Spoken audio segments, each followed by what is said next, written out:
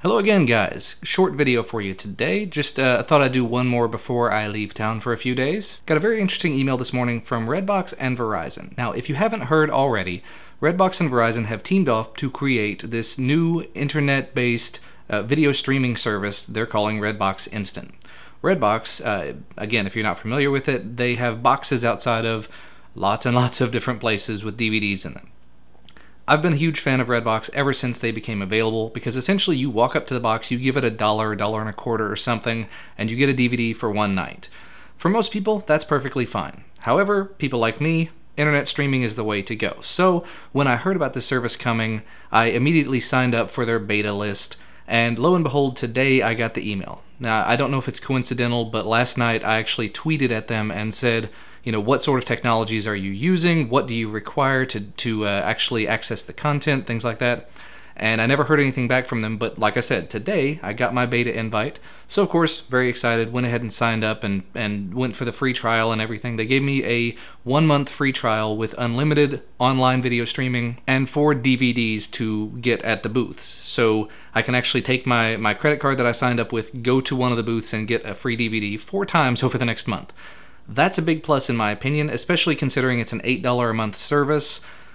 However, the rest of the story is, yeah. So, I was sitting at work. On a whim, I decided to go ahead and try it out. I went to their website. I'm running Windows 8 at work, just to go ahead and throw that out there. I'm testing it out, making sure apps and everything work appropriately with it, making sure my development environment works with it. So far, we'll get into that in another video. So anyway, from Windows, I went to their site using the Chrome browser, logged in, gave it all the information it needed, signed up, everything, blah, blah, blah. Found a movie to watch, hit the Watch Now button, and I was greeted with the oh-so-familiar, you must have Microsoft Silverlight to view this page. Same sort of thing you see when you go to the Netflix site, except this one is just a little box, it says Silverlight. I installed Silverlight on my machine at work because there are some other things we use that might need it. Not for day-to-day stuff, but training and stuff, you never know. So I went ahead and installed it, tried it, and of course the video played. Looked fine, sounded fine. Really, I mean, it's in this day and age, as long as you have an internet connection that's halfway decent, anything should be just about fine. But I had to have Silverlight.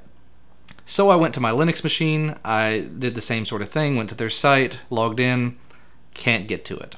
Okay, I'll try Moonlight. It actually offered Moonlight, so downloaded Moonlight Preview 4, didn't work.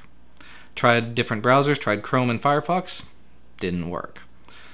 So that's a big pain in the butt as far as I'm concerned. That is not Linux friendly. Okay, I can understand that. Netflix does not work on Linux without the wine-encrusted desktop app thing that's essentially Firefox wrapped up in wine. Yeah. So what I did, grabbed my Android phone. I'm running CyanogenMod 10.1. It's CyanogenMod 10, but it's a nightly, so it's 10.1. Rooted. And of course, I downloaded the app, I loaded it up, and I told it to run, and what happens? This will not run on your device. Well, why the crap not? It's a very powerful device, it'll run Netflix, it's rooted, so what? So I went and checked the Play Store, and apparently, if you're rooted, it will not work. I'm not a fan. I'm not a fan.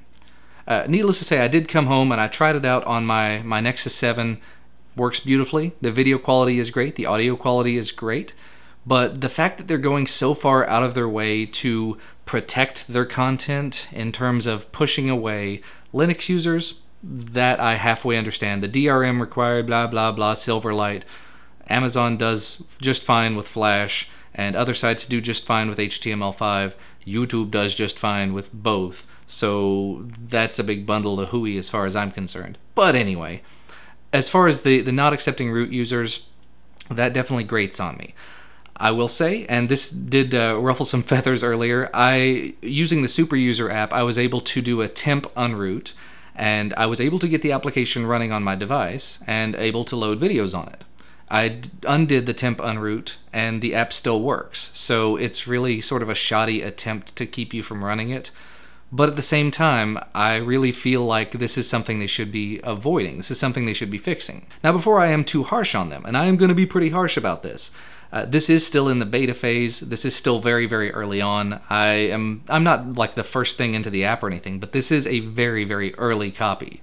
So it is entirely possible by the time this reaches the public that they will do away with that no root policy, but it's not very likely that it's going to not be Silverlight.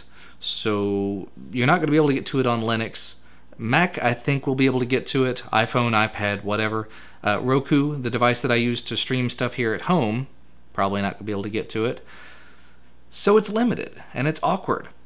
If I want to get to it, I have to use a device that's not rooted. As I mentioned before, I did it on my Nexus 7, which I have not rooted yet. And if you do a temp unroot, you're able to use it, but you shouldn't have to do it. That's not what the temp unroot was really, I guess, intended for.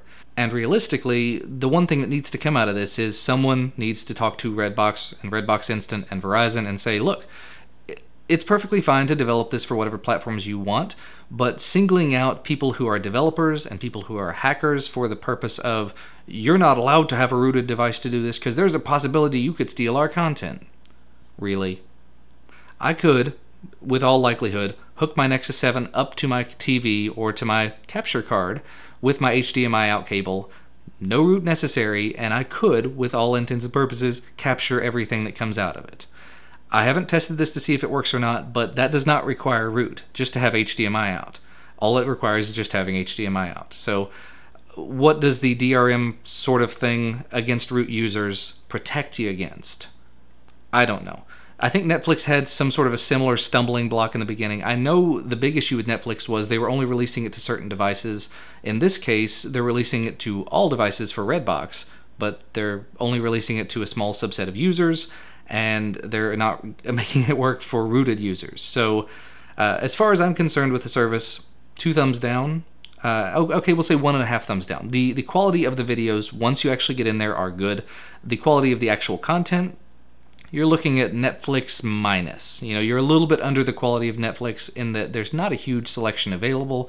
It's not what you'd find in the Redbox boxes, so it's kind of silly to have that same name associated with it. It works along the same lines as Netflix other than that. Anyway, I think I've spouted on about long enough about this. From my perspective, again, Silverlight, and no rooted users on Android. Yeah, this is not a service that I'm going to pay to subscribe to simply because they're alienating me. They're alienating people that I associate with. I did give it a shot. I am going to use the full 1 month of it on my non-rooted device, and I'm going to use the 4 blah blah blah at the booth, but I'm not going to be giving them a red cent to continue after that fact, simply because they are not supporting me. And that's fine. I'm going to talk with my mouth, with my wallet, excuse me. And that's about that. Anyway, that's going to be about all from me for today. As always, thank you so much for watching.